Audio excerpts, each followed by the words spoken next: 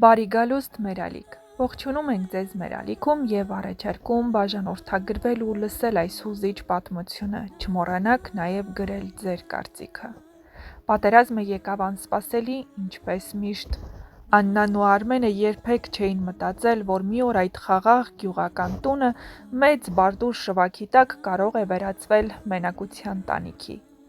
Արմենը մեկնեց պատերազմ։ Նա ամուր գրկեց իր երկու երեխաներին, 5-ամյա Լիային ու 8-ամյա Դավիթին,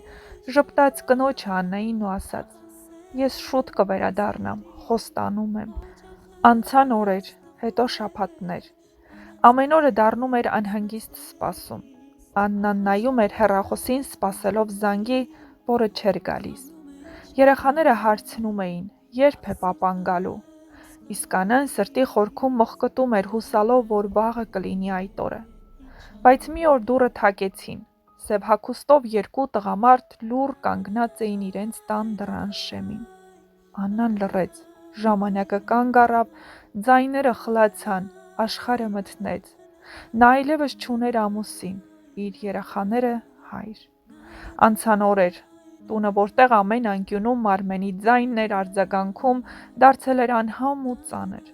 Նրա բաճկոնը դեռ կախված էր պատից, նրա գրիչը՝ սեղանին։ Ամեն ինչ հիշեցնում էր նրան, իսկ ամեն հիշեցում ցավ էր պատճառում։ Մի գիշեր, երբ երեխաները քնած էին, Աննան նստեց պատուհանի մոտ ու լաց եղավ։ Նա հասկանում էր՝ չի կարող այստեղ մնալ։ Այդ տունն այլևս այն տունը չէր։ Նա դարձավ ցավի քարե ամրոց։ Աննան որոշեց հեռանալ ոչ թե փախչելու, այլ երեխաների հոգին փրկելու համար։ Նա հավաքեց ամենաանհրաժեշտը, վերցրեց Արմենի մի լուսանկար, սրբեց արցունքներն ու գնաց։ Նրանք տեղափոխվեցին քաղաք, մի փոքրիկ վարձով բնակարան։ Ամեն ինչ սկսվեց զրոյից։ Աննան սկսեց աշխատել, երեխաները գնացին դպրոց։ Նրանց կյանքը դանդաղ վերսկսվեց մուգ ստվերներով, բայց նոր հույսով։ Լիան սկսեց նկարել, իսկ Դավիթը գրել հայրիկի մասին պատմություններ։ Աննան ամեն երեկո պահում էր մի պահ լռություն, փակելով աչքերն ու հիշելով Արմենի ժպիտը։ Աննայի կյանքը դարձավ պայքար, բայց խաղաղ պայքար հանուն իր երեխաների։ Նա ամեն առավոտ արթնանում էր արևից շուտ, պատրաստում նախաճաշ, ուղղում Դավիթի վսկապը, հարդարում Լիայի մազերն ու ժպտում, չնայած հոգնածությանը։ Նա արդեն սովորել էր ամեն ինչ անել միայնակ, բայց երբեմն գիշերային լռության մեջ ինքը լուռ հպարտացած մայրիկը վերածվում էր կոտրված կնոջ։ Մի օր Դավիթը վերադարձավ դպրոցից, հետը բերելով մի նամակ, որի վրա ուսուցչուհին գրել էր. «Դավիթի շարադրությունը»։ Իմ հայրը հերոս է։ Աննան բացեց շարադրությունը, կարդաց որդու բառերը։ Իմ հայրը երբեք չի վերադառնա տուն, բայց նա երբեք մեզ չի լքել։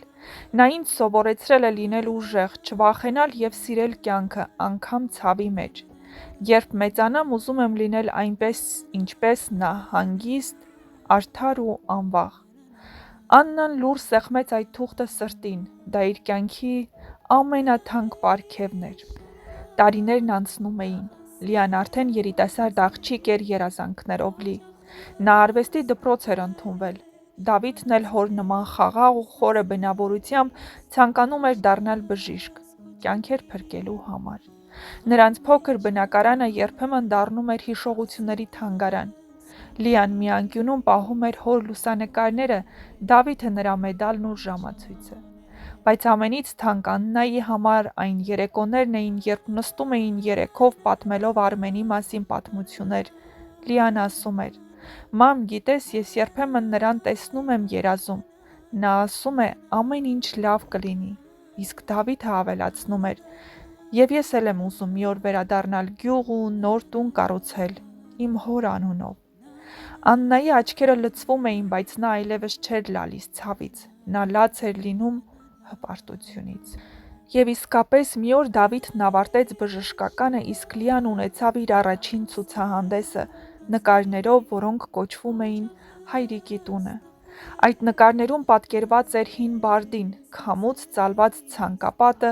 դռան շեմին նստած մի մարդ, ում դեմքը երևում էր միայն լույսի մեջ, որպես հիշողություն։ Ցուցահանդեսի օրը մարդիկ լուռ մոտենում էին այդ նկարին, Կարդում Լիայի գրածը։ Իմ հայրիկն արդեն չկա, բայց նրա սիրտը մեր տունն էր,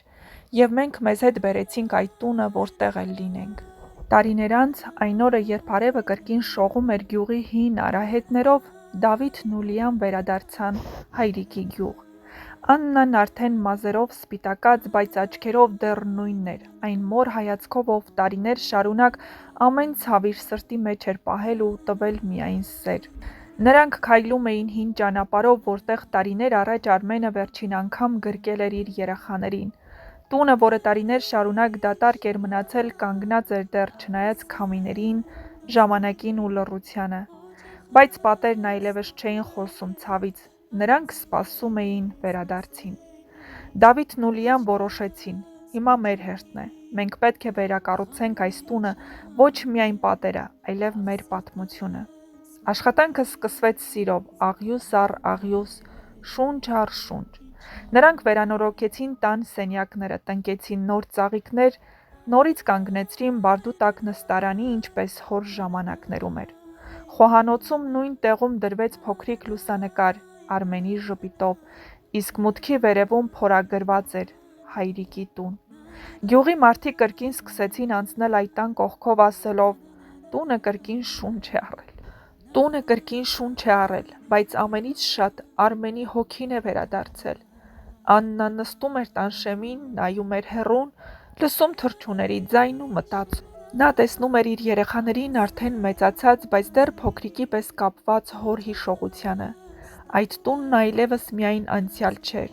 այն դարձավ ապագա։ Եվ ամեն տարի երեխաները հավաքվում էին այդ տան բակում։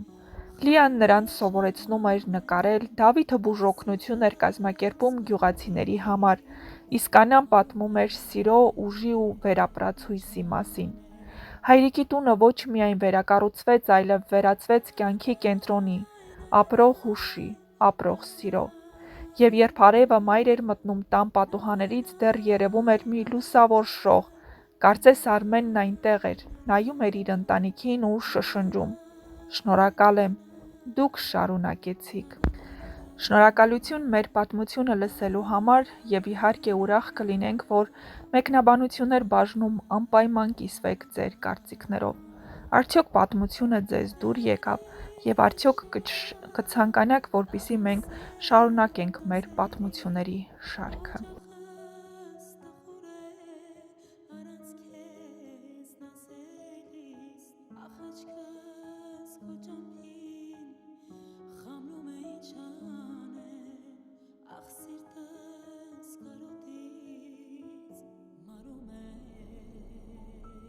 Չան